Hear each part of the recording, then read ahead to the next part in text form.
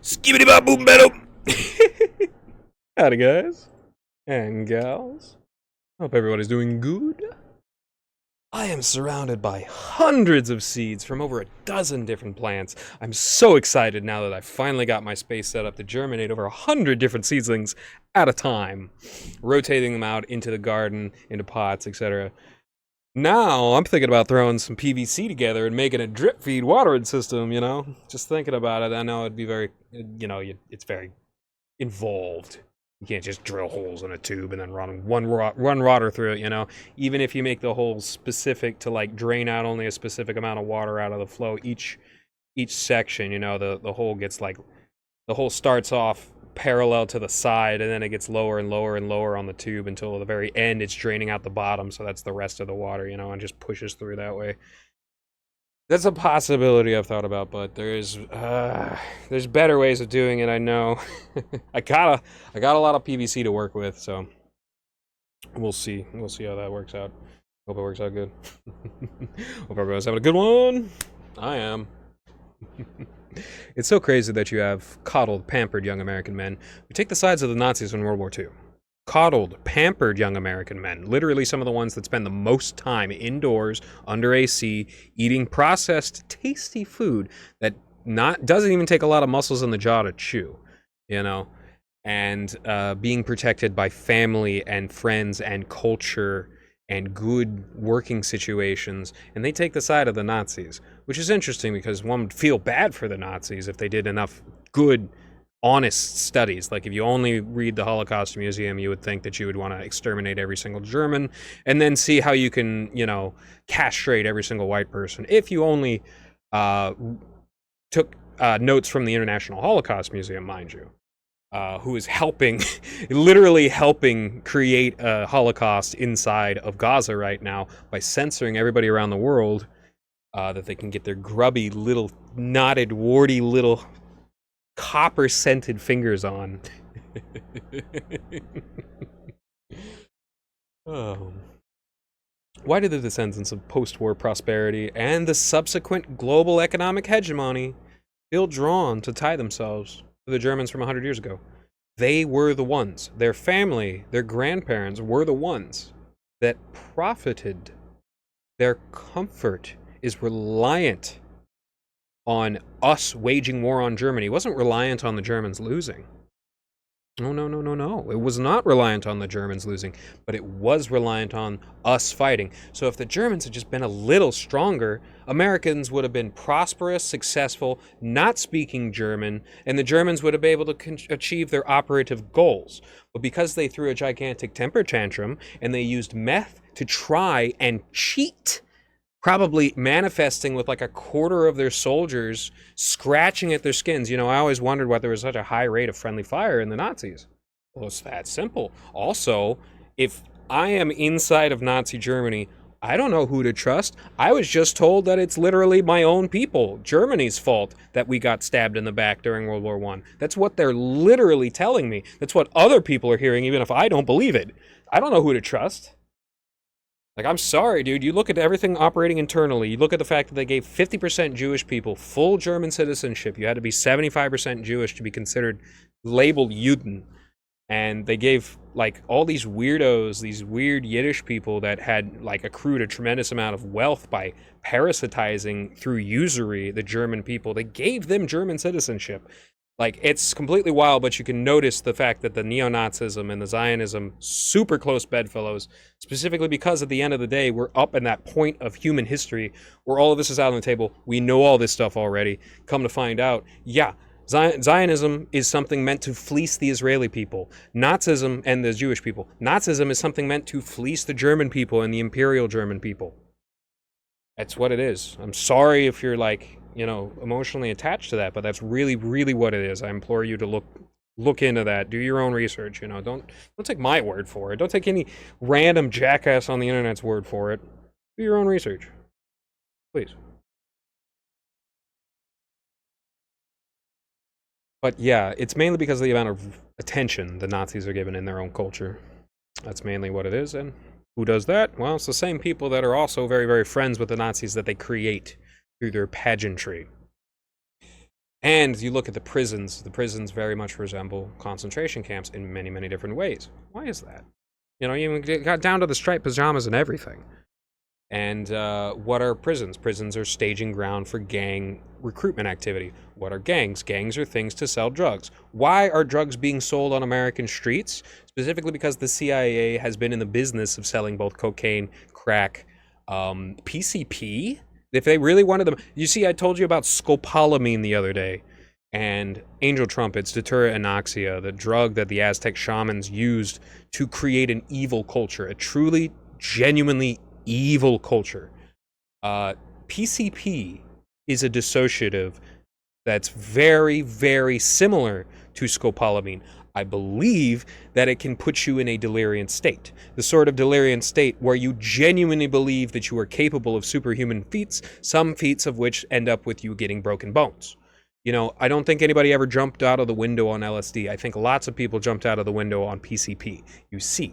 And so you could like deliberately target people and figure out which person was gonna like rock the boat and upset the apple cart and like ruin their brain forever and put them in a psych ward to be electroshock tortured, something that you'd see more of in Latin America. You know, it's very fascinating. We're gonna get a little bit more into Chilean history later on in this episode. I implore you to, you know, buckle in because it's gonna be a wild one. And let's see. Yes, indeed, my microphone is plugged in today. Unfortunately, Kiwi Farms has allowed themselves to become a training ground for this very humiliation. A ritual similar to frat hazing that eventually creates the sort of mind that lashes out with violence at complete random. I've seen it. I've absolutely seen it. And this is a very, very common thing. It's shot throughout a lot of in-group systems where in-group bias is presented as a venerable institution.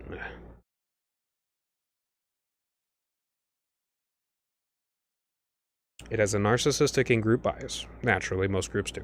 And if you are a good group, you will try and recognize that your group has an in-group bias and that you have to deal with that in order to not make the wrong calls when calling balls and strikes.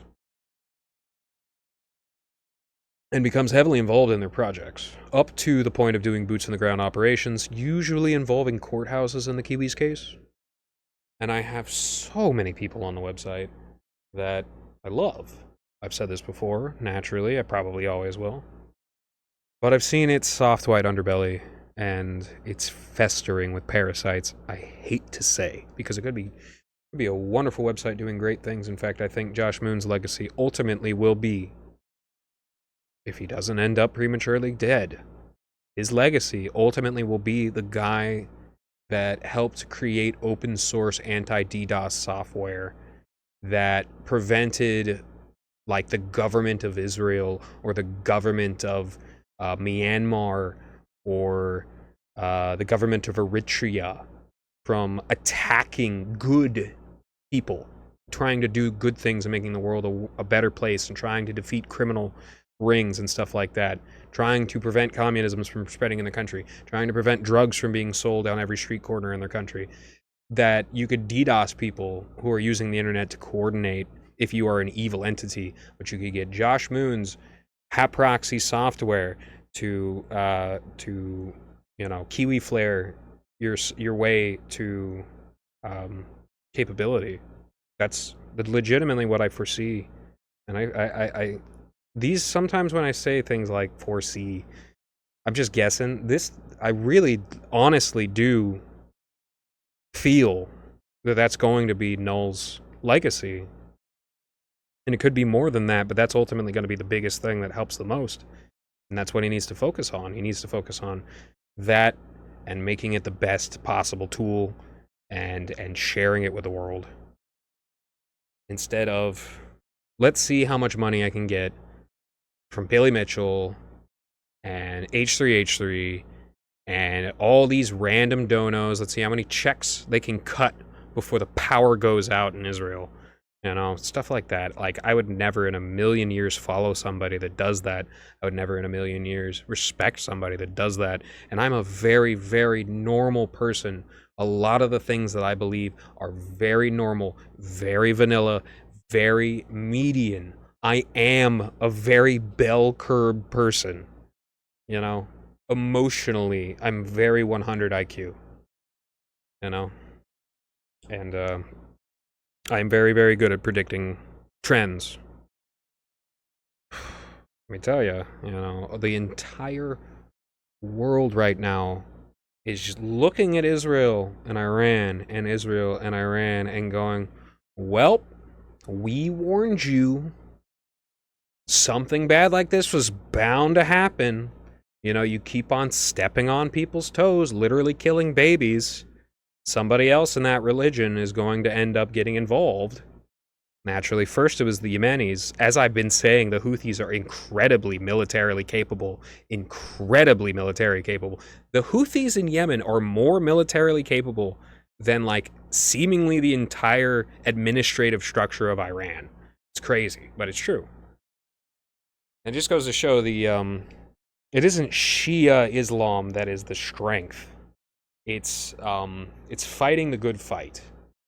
And Iran is just getting started fighting a good fight. However, it doesn't mean lobbing, you know, missiles into civilian areas is a good thing. However, a lot of the literally visible, you can see it, anti-air stuff and military equipment is literally, unlike the Pentagon, which is way far away from residential areas, literally right in the center of residential areas. Like, the Israeli Pentagon is right in the center of a bunch of residential areas. That doesn't mean it's right. That doesn't mean that it's not tit for tat, like one for one, equalized. You know, nobody feels bad for Israel, for sure. But I feel bad for the Israelis. I really do.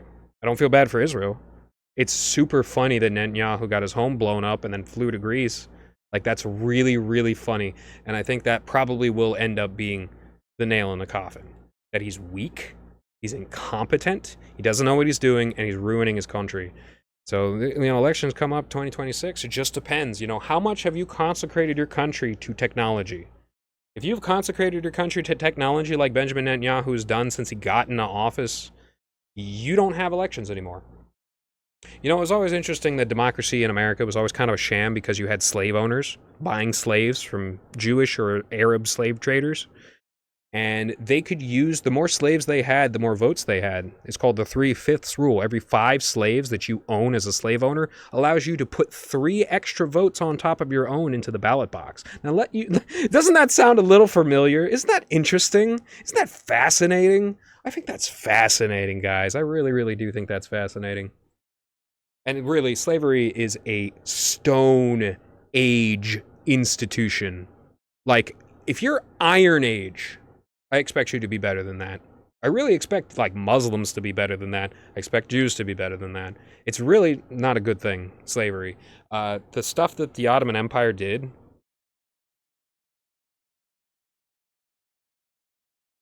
we all know it. We all feel it in the pit of our stomach. It has nothing to do with Iran, Persia. It has nothing to do with the people living in, you know, Iraq and the Near East. It has nothing to do with those people. It has everything to do with Turkey, our close friend, that we sell and buy stuff from all the time. But anyways, we got to get back to kiwi farms. We got to stay focused. Got to stay focused. So the problem, big problem that I've noted, I've seriously, genuinely suspected this for a long time, although I don't have actual physical evidence of this, which is the fact that the suspicion that Kiwi Farms is surrounded by pedophiles and federal agents. You see, it's been surrounded by pedophiles for longer than it's been surrounded by federal agents. And I don't think it's a coincidence that Isabella Yanka, the person that, like, literally destroyed Chris's life, is a federal agent's daughter. That's not a coincidence, and there's lots of other things like that. In fact, there are people on Kiwi Farms that are very likely federal agents that have been there typing, influencing the culture for many, many years now. because they have some sort of a IP bouncer. Null checks their IP and then passes them over, and they're free to do as much free radical damage inside of his body, the body of his work, his corpus, as possible, as they physically can. And the pedophilia stuff is, like, I don't have to tell any Kiwi farmers that pedophiles frequently wander into their borders. And as I said, you train them, and you boom, you train your moderators good, you train your admins good, everything's fine and dandy.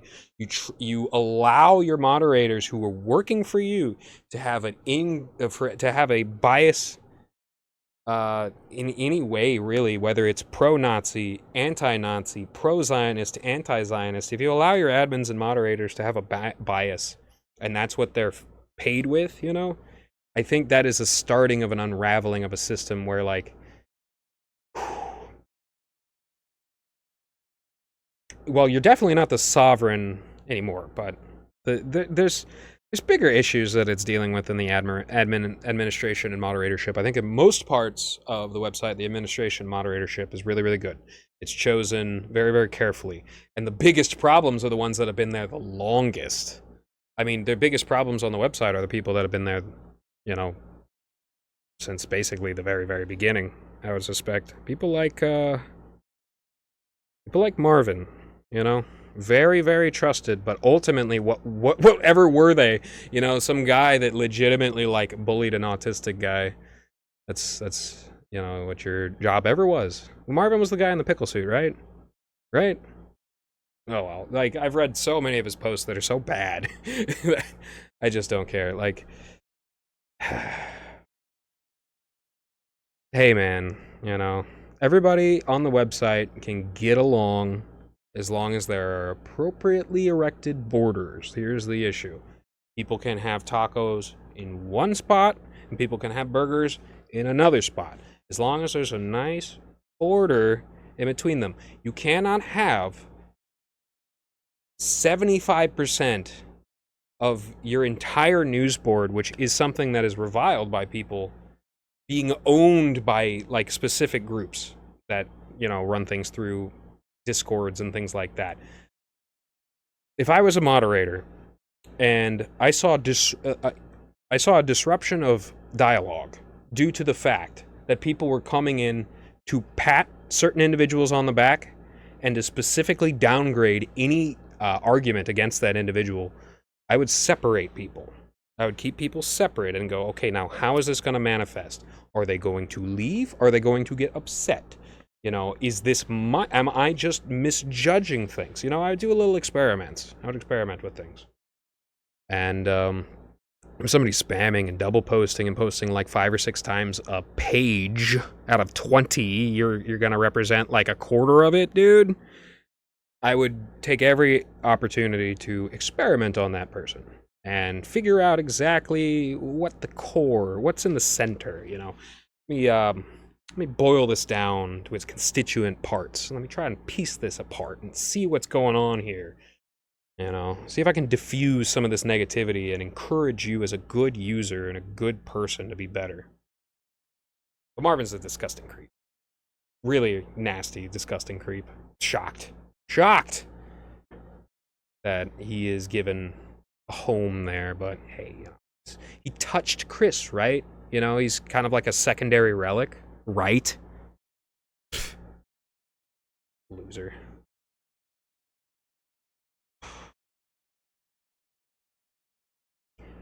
Been that way for a long time, and the same exact elements are allowed to flourish when given the fool's gold patina of a rogue state's executive will, that being Israel. When the very rogue state is rogue from the processes that fascinate a country in longevity to the world stage. Funny enough, you got some people saying that there's never been a Israeli project that's lasted more than like 80 years. I don't know about that. I'm not sure if that checks out. But I do have the feeling that a lot of Israelis do not care about the long-term success of their country. And I'm talking about the people in the military, the people who are leading the IDF, the Ben-Gvirs of the literal, like, mentally ill, inbred terrorists. They don't care about the long-term longevity of their country. For whatever reason, they feel entitled to the entire world as their property, and so they don't care about that little patch of sand. In fact, they're probably very resentful towards the British for not giving them, like, Florida or something like that, which is not something they're entitled to. Frankly, it should be a lesson to all of us. Do not negotiate with terrorists. If there is a group of people saying killing babies and is an acceptable cost in doing business, whether it's Nestle or Israel, or some jackoffs on an internet autism forum, they must be noted, data must be collected on them, and any attempt to obscure said data must be met with a stalwart constitution. By God, I'm gonna keep that torch lit! Promise, Hiram. Keep that torch lit, man.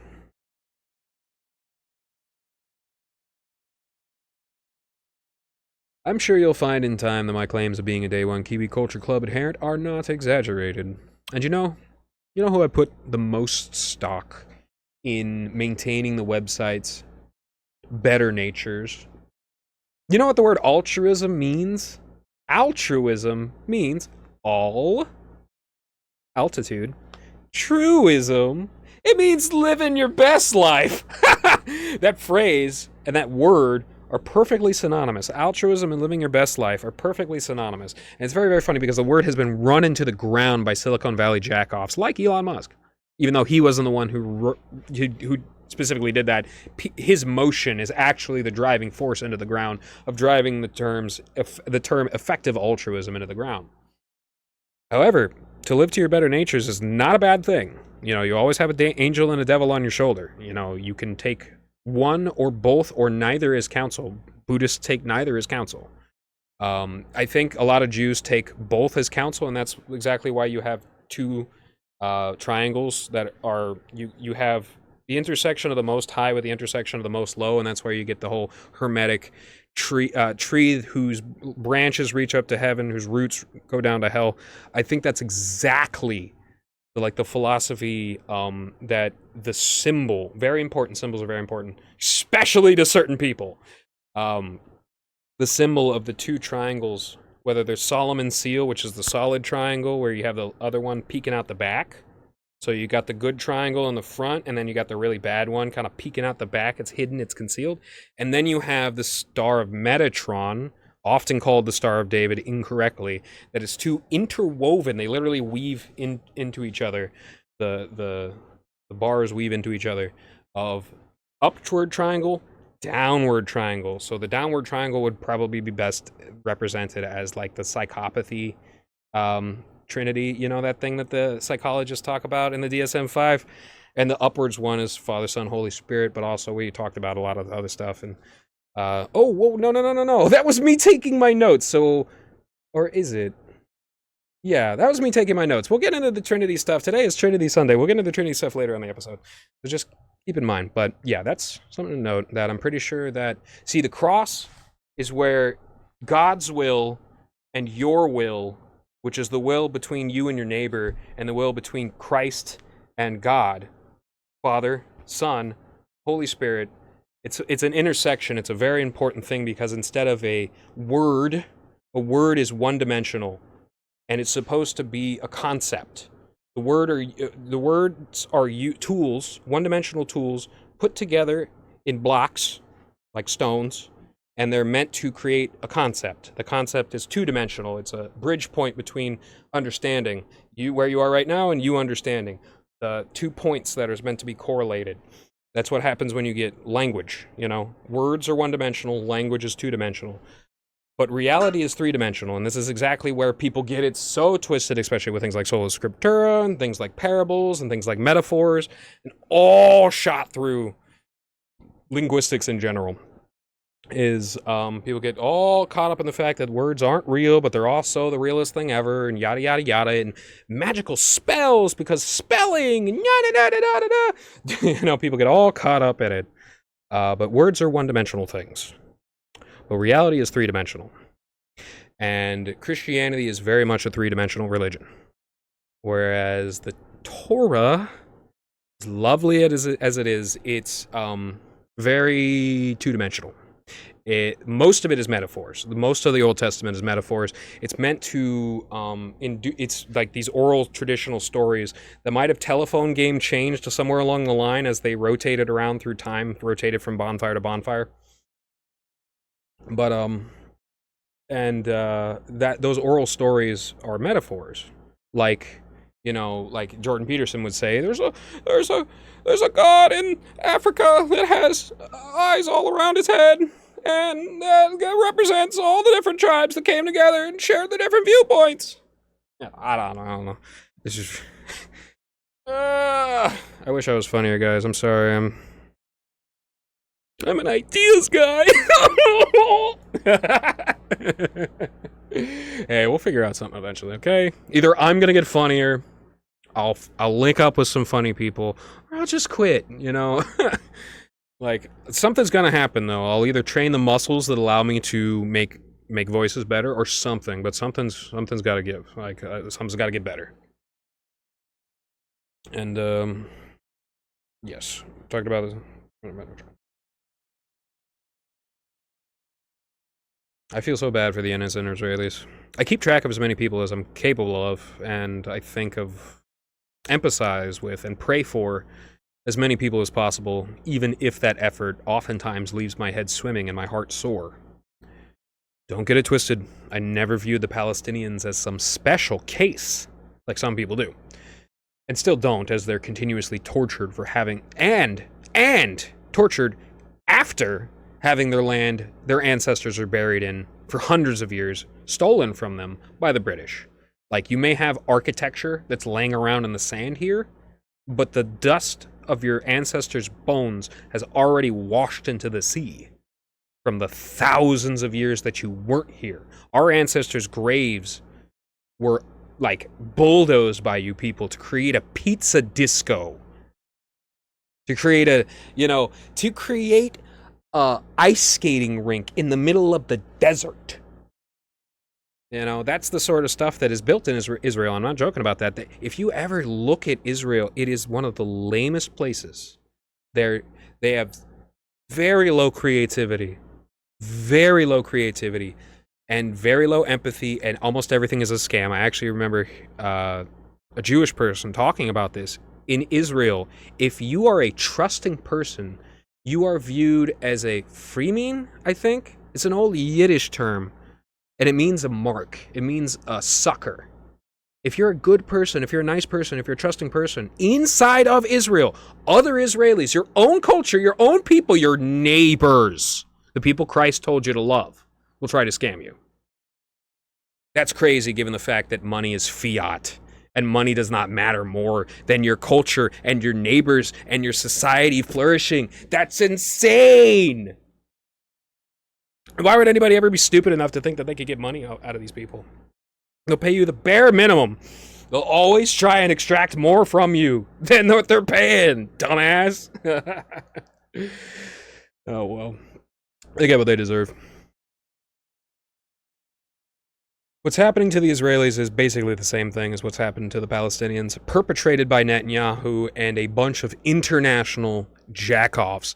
There is literally nothing worse than diasporic Zionist.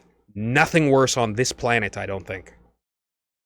They would see 1 million Israeli grandmas die for Zionist supremacy, for some casus belli, for some bloody shirt to wave. I've already heard it. I've seen it on kiwi farms. These people won't shut up. Oh, and Catch the Rainbow, who I called Taste the Rainbow, he's got a 1-year-old. That makes a lot of sense. He's not retarded. He's sleep deprived. But the fact that I know he's a 1-year-old means he's a little retarded, but the fact that he's sleep deprived accounts for that. It's just like, bro. It does hurt the heart. It hurts the heart. And you see this little kid, Maori kiwi fruit growers, probably like 20, 21 years old, you know, saying that, oh gosh, saying like the most funny supremacist stuff. Like, it's wrong, but it's so funny. It's exactly what you would imagine they would say to a king. You know, countries have always been more successful and rich when they've invited Jews in.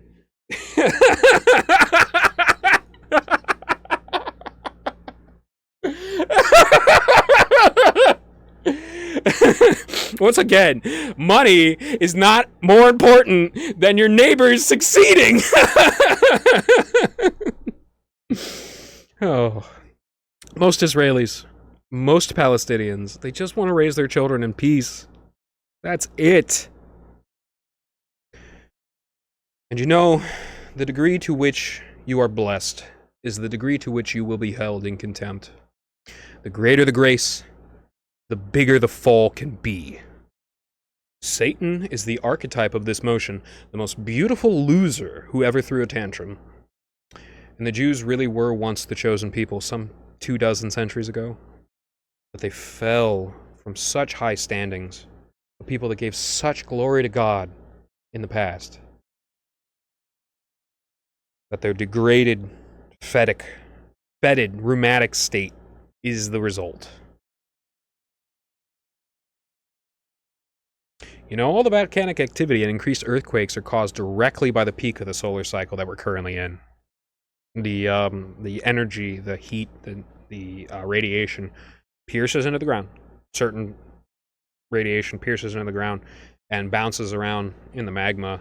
Some of it pierces right on through. Some of it gets trapped in there, and it increases the activity, and it causes ruptures, which are volcanic eruptions. And those subsequent volcanic eruptions cause, pressure striations, differentiations, and that causes tectonic plate movement. There's tons of earthquakes that are happening all over the world right now. There's a bunch of them in the middle of the Pacific Ocean, like in between Chile and Australia. There's a ton of earthquakes right now. Fascinating stuff. Hope Japan's okay, because they are right on top of a fault plate, which is one of the reasons why I believe that Japan has such a specifically almost a violent segregationist, self-segregationist culture, because it's very likely that at any moment an earthquake could come and completely disrupt things, and then people have to be on their best behavior, and if you're not, you could end up destroying an entire village, an entire city or village. It'd make a lot of sense. What happened to the Maccabees, man? What happened to people like that? Where do they go? I guess they're still alive in Christianity. They just converted to Christianity. Why wouldn't they? Why wouldn't they be excited for the covenant of God to be shared by all people? Now all of a sudden you don't have to be the suffering one. The entire world can be beautiful. Why would you ever want to gatekeep that? Degrading so many people to the point where, gatekeeping is a logical option. How about not degrading people? How about not doing that? Tink, tink. Kicking my whiskey bottle.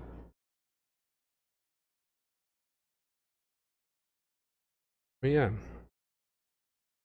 All the radiation is mutagenic in life as well. It also has direct interplay with the geofluvial movement of the Earth's magma under the ground. And I think you'll notice little fasciated branches trying to pop out of the sides of trees. Why is that? Increased radiation causing mutagenic effects. Increased solar activity. The leaves want to pop up, but there's so much mutagenic stuff, which is very high skin cancer rates right now, very likely. Actually, the thing that prevents skin cancer is the fact that we fixed our ozone with carbon. But anyways, let's not talk about that, because that can get a lot of people very upset. Yeah.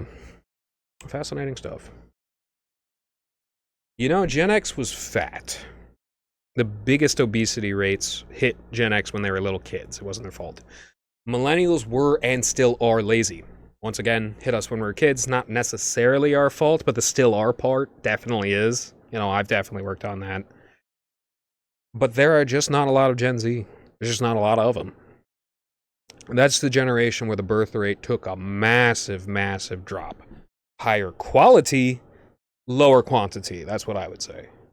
Or definitely, the kids are all right, but the death rate is higher than the birth rate.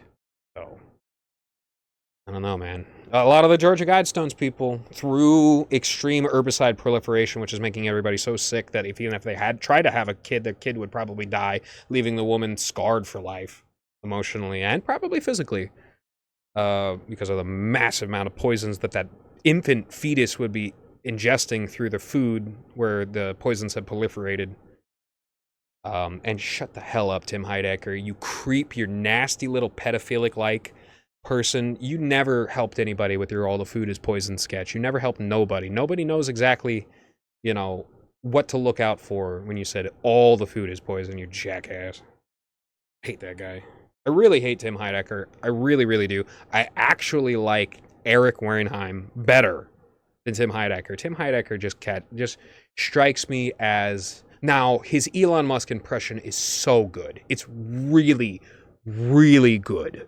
Like, genuinely good. And the ability to make fun of people that people hate is probably the exact thing that has gotten him to the position where he is. Which is why, at the end of the day, Sam Hyde, despite the fact that he hates Tim and he hates his stand-up, actually has to nod a bit and give a little bit of respect to recognize real. Hey, man, you're giving people what they asked for, you know.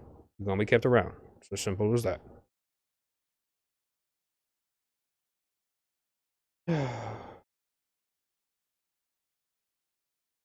In reality, a happy life is weaving your own baskets to forge wild morels with.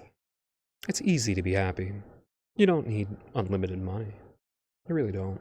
You just need to preserve the things that God has already given you, the wonderful gifts, and you'll be so happy. Oh my gosh. You can live almost anywhere if you notice God's gifts. You can live in the worst place in the world. You can be in prison. But if you notice God's gifts, you will fly high, and you will stay bright. Your mind will stay filled with light. Your spine will stay filled with steel. You will succeed.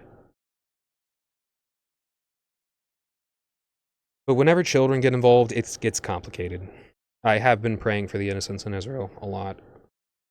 Many of whom did not want anything that set them on the path to getting hurt, to their children getting hurt. It isn't fair when the IDF does it.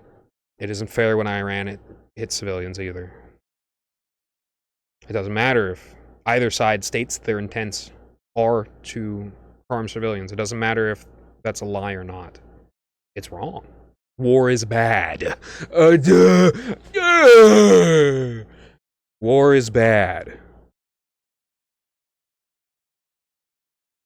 The majority of the places targeted by Iran right now are military, but the method of piercing is the disruption of anti-air batteries that are located around civilian areas. There's been dozens of people, Israelis, that have been killed. There's been dozens of Iranians that have been killed. And it's just going to continue every single day. Regardless, Catch the Rainbow does talk like mainstream media, deliberately displaying things in a biased way and leaving out things that make his side look bad. And on top of that, he's very, very dedicated arguing his points instead of just presenting like I-Guy, who is definitely the more intelligent of the three Zionist musketeers. Mayor Kiwi Fruit Growers is like pure argument. As I said, the kid's got soul, but like he's pure argument. Whereas I-Guy is like middle evolution. He's the Charmeleon. You know, he's the Charmeleon, and he started talking like parables. Here's the thing: I watched in real time as Maori Kiwi Fruit. No, that wasn't. It wasn't. It was YouTube Autist and Catch the Rainbow said, "Okay, guys, we're logging out for Shabbos." And then they were literally right back, like instantly, like 3 hours pass and they're back. That's so funny. But the thing is, he was probably in a bunker and he was talking in like parables. And I'm not sure if Catch the Rainbow is an Israeli or not. I don't think he actually is. I think he was just very, very dedicated. So he was in his like computer bunker in another country like America or something like that. I think he might be Israeli. I'm not sure. I don't really care. What I do care about is the fact that in the middle of the morning, after saying that he would quit for Shabbat, he came back on the Saturday, touching the electronics as you do, and started speaking in parables, like legitimately, unironically, started speaking like some of the guys that I heard in maximum security in prison. Like really getting a little crazy there, man. And it's just like, people popping out into the thread that were never participating in the thread, giving this guy props. It's just like, no. This does not actually happen, and this doesn't happen in QE farms. This is not how the exchange of information has ever taken place here. I've watched it over the years. You people are trying to form a narrative here, and I'm shocked that the king of the zone, the king of the kingdom, has allowed you a place, a platform to speak on. However, Israelis should be allowed to speak. And Israelis should be allowed to speak while their country is currently in war with another country. They should be allowed to vent. They should be allowed to say whatever weird, mentally ill things that will be captured and archived for all eternity on the internet. They should be allowed to do that.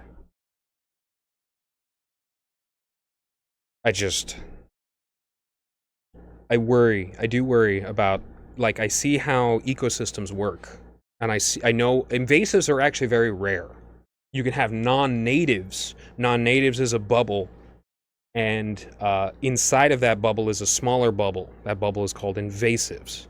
And then you have what's called noxious. Noxious is a bubble that intersects. There's two bubbles: native, non-native. Noxious is in the center of those two bubbles, so it forms a third bubble in the center. And on the non-native side, it intersects with the invasive part. So you have noxious, invasive, non-native plants in a very specific zone. And if those are allowed to just even get close to an ecosystem, they will very likely dominate it and turn it into hell on earth. Like the fact that it's noxious, literally poisonous towards all the animals and all the people that have come to enjoy that area. In fact, most of them rely on that area. And I do view Zionists as a noxious, invasive species everywhere on the internet. From the looks of it, they're pretty noxious to each other over in Israel.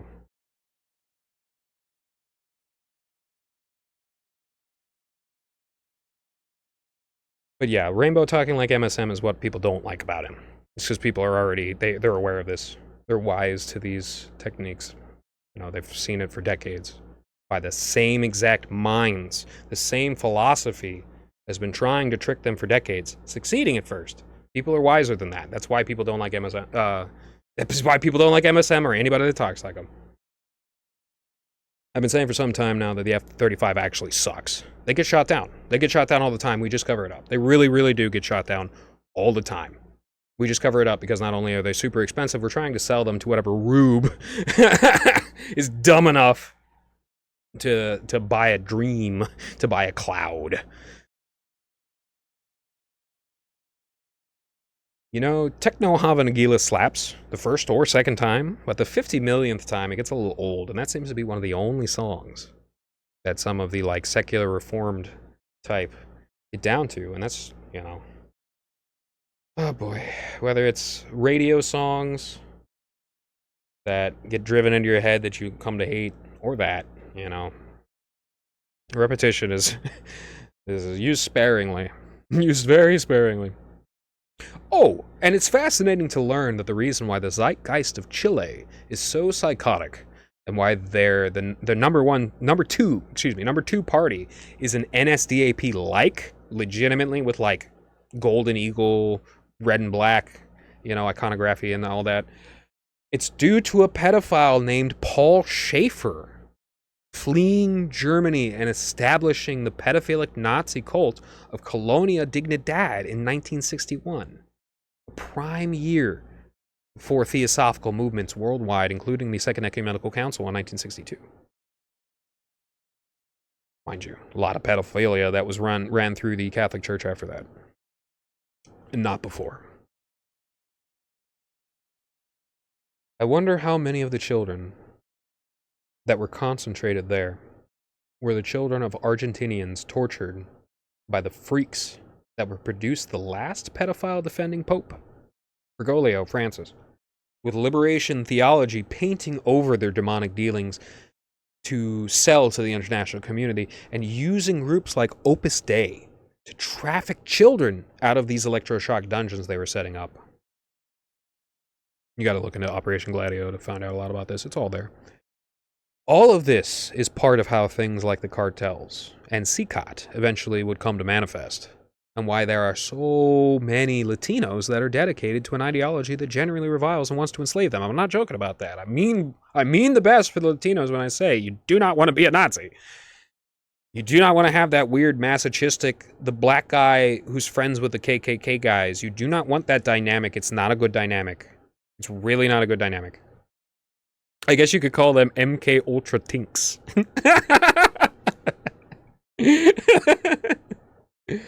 But yeah, Pinochet was heavily involved in supporting this compound as a government black site where he could torture people. Now, naturally, the communists in Chile were some of the worst movements, one of the worst movements to ever pop up in the mind of humanity, the mind of a Marxist, atheist Jew. Well, he was Marx, but yeah. He was a bad man.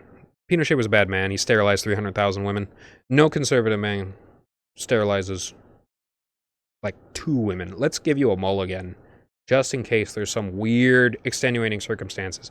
2, now that's not a coincidence. Now you're doing something. Now I got you figured out. 300,000? It goes back to that old saying of kill 1 person, you're a criminal, kill 100,000, you're a president or something like that. You're a senator. Something like that.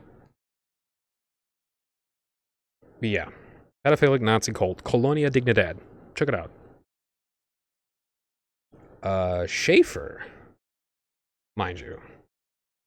The guy who founded it, which is a Yiddish name, was also a Freemason. Naturally, he was a bad man. A stone temple bedbug, if you will. It's always those dang Masons. Every time you see some of the worst people in history, they always end up being involved in that satanic archdemon worshipping cult. Because I'm pretty sure Yaldabaoth is probably an archdemon.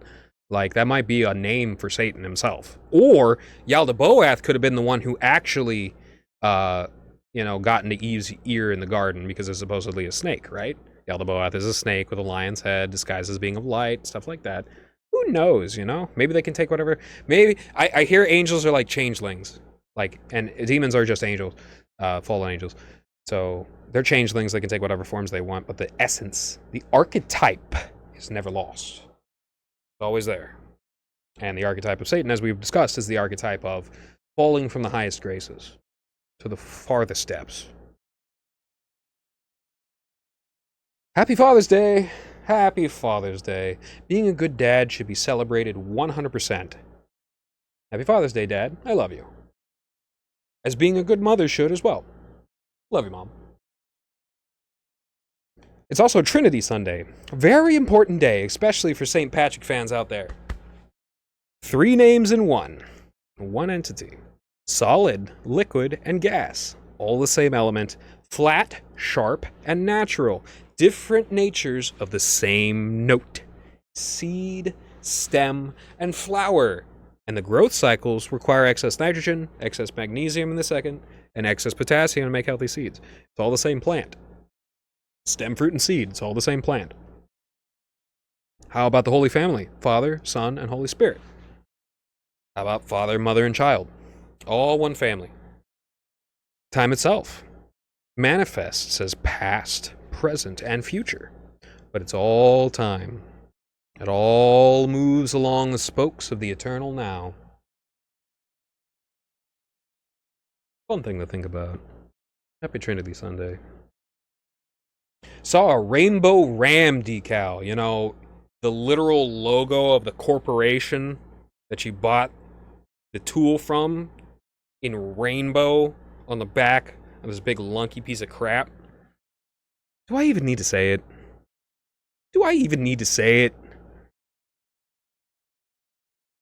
In some cases, Dodge Ram might be applicable.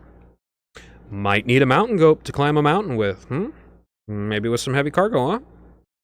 But the ones they had the nerve to shove into our markets during the Biden administrations are heavier than they've ever been. Heavier than most real work trucks. These pavement princess trophies. And the reason is because of the absolute cowards who want to feel like they can drive over anyone or anything, who think they will end up faring better in a crash when they won't. It just ensured the person they run into is more injured. Also, they made their crumple zone solid steel, so the force will also be transferred into the cockpit. I've saying this all before, you know? It's a scam. And you always see little Rube Twig boys hopping into these gigantic 2022, 2023 Rams. Oh boy. What a waste. What a waste. What a waste. Oh well. Well, that was a fun episode. Hope y'all enjoyed it. That's the longest one yet. Alright, y'all. Cheers.